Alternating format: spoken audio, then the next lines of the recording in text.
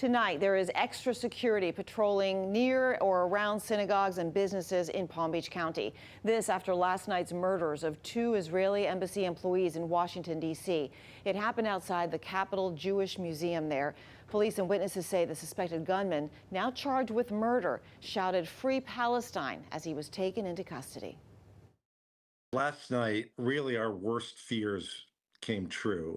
A shocking act of violence on a night focused on peace. This year, the focus was on humanitarian diplomacy. It was on finding ways to work together in an interfaith way across the region to help bring peace. Yaron Lischinsky and Milgrim, 2 Israeli embassy staffers set to be engaged, according to the Israeli ambassador, killed Wednesday night while leaving an event for young professionals at the Capitol Jewish Museum.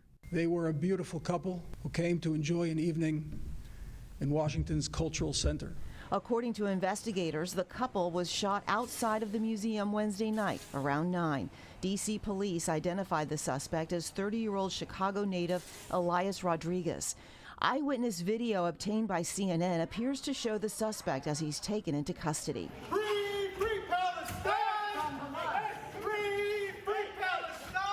The FBI and D.C. police have launched their investigations, and the Israeli embassy is assisting. We will not tolerate any acts of terrorism, and we're going to stand together as a community in the coming days and weeks to send the clear message that we will not tolerate anti-Semitism. Well, we're taking a live look right now at the nation's capital. The White House says President Trump spoke to Israel's prime minister today about this attack. Also, the press secretary speaking earlier today, she says that the president is, quote, saddened and outraged. The evil of anti-Semitism must be eradicated from our society. I spoke to the Attorney General this morning. The Department of Justice will be prosecuting the perpetrator responsible for this to the fullest extent of the law. Hatred has no place in the United States of America under President Donald Trump. Attorney General Pam Bondi also says this is an ongoing investigation. They say so far it appears that the gunman acted alone. Israel's prime minister says it will strengthen security arrangements at Israeli missions around the world in light of the attack. Much of the focus on rising anti-Semitism has come from the protests on college campuses like Columbia University that some argue have veered clearly into anti-Semitic territory.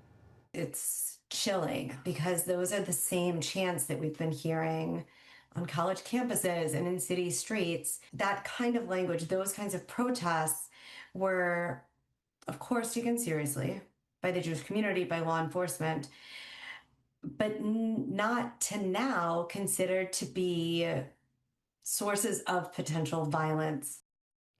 These concerns led to the arrest of Columbia student activist Mahmoud Khalil by immigration authorities. The Justice Department arguing Khalil spread Hamas propaganda on campus. The incident dominated Columbia's graduation ceremonies this week. We want to know, do you think anti-Israel sentiment over the last few years has led to an increase in political violence?